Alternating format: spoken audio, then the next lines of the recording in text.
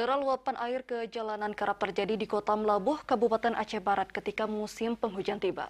Guna mengatasi masalah itu, pemerintah setempat mewacanakan membangun kolam retensi.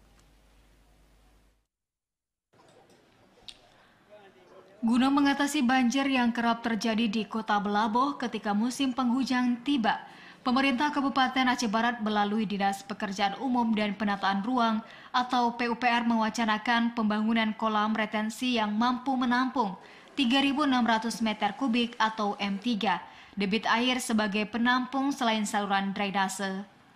Kepala Dinas Pekerjaan Umum dan Penataan Ruang Kabupaten Aceh Barat, Kurdi, mengatakan, untuk mengatasi luapan air yang meluap ketika musim penghujan, pihaknya memperkirakan serapan anggaran untuk pembangunan kolam penampung itu mencapai 8 miliar rupiah.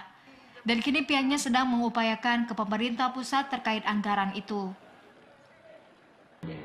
Kita sudah coba bicara dengan balai, mereka juga cukup merespon. Awalnya mereka juga sudah pernah turun ke Aceh Barat.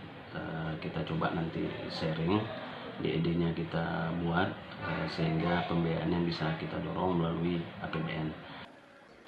Rencananya lokasi pembangunan kolam retensi itu dibangun di Kampung Ujung Kelak, Kecamatan Johan Pahlawan, yang tak jauh dari pesisir laut.